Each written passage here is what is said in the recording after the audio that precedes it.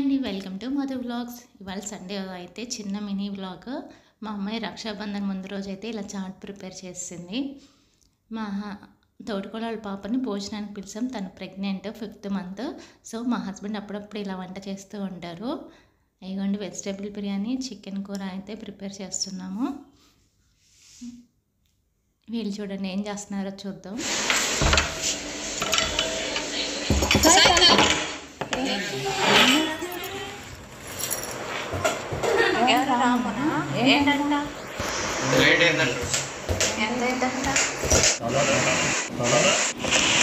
అలాగే స్వీట్ కూడా ఏదైనా ప్రిపేర్ చేయాలి కదా, త్వరగా అయిపోయింది. సేమియా అయితే ప్రిపేర్ చేస్తాము.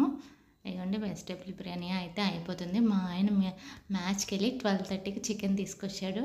2 కల్లా ప్రిపేర్ చేస్తామండి ఫాస్ట్గా. అంటే మా హస్బెండ్ కూడా హెల్ప్ చేశారు. ఇది వచ్చేసరికి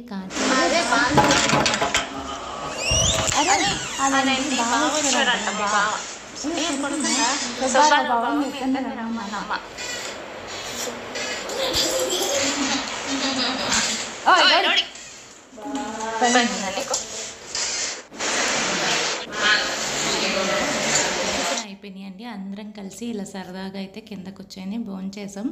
మా హస్బెండ్కి అందరికీ పిలిచి ఇలా భోజనాలు పెట్టడం అంటే చాలా ఇష్టం. నాకు కూడా అంతే.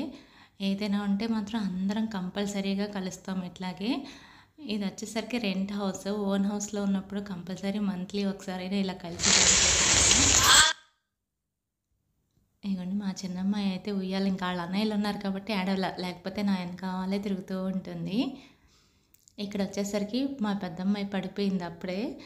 ఇంతలో మా అత్తయ్య కూడా అప్పుడే వచ్చారు. ఇంకా ఆ దెబ్బ పెద్దదైపోయింది అనమాట, నొప్పి. మా అత్తయ్య దగ్గర తీసుకుంటే కానీ ఆ నొప్పి తగ్గదు. బాగా గారం లేండి మా అత్తయ్యకి. ఆరాధ్య ఒకటి, శశిర ఒకటి. బాగా చూసుకుంటారు పిల్లల్ని. నన్ను కూడా అంతే ఇదిగా చూసుకుంటారు. మా ఆయన కంటే మా అత్తయ్య బాగా చూసుకుంటారండి. అసలు ఇంకా చేతిలో బరువు కూడా బయటకు వెళ్ళాలంటే అసలు ఏం పట్టుకునేవారు. ఇవ్వండి వాళ్ళ నాయనమ్మ ఇలా సవర్తీయంగానే ఆమెకి నొప్పి అయితే తగ్గిపోయింది. అలాగే ఆరాధ్య హాఫ్ శారీ ఫంక్షన్ వీడియో అయితే ఇలా చూసామన్నమాట. ఇక్కడ వచ్చేసరికి వాళ్ళ బాలాజీ అన్నయ్యకి దెబ్బ తగిలింది. సాయి అయితే ఐస్ ప్యాక్ పెడుతుంది. వాళ్ళ చెల్లి అస్సలు పెట్టనివ్వట్లేదండి. నేను పెడతానని తీసేసుకుంటుంది. ఇదండి చిన్న మినీ వ్లాగ్. ఏం లేదు, అప్పుడప్పుడు జాయింట్ ఫ్యామిలీ అందరూ కలిసి భోంచేస్తూ ఉంటే ఆ ఫీలింగే వేరు కదండి. నా వీడియో కనుక నచ్చితే మీరు కంపల్సరీగా లైక్ చేయండి. థ్యాంక్ యూ అండి.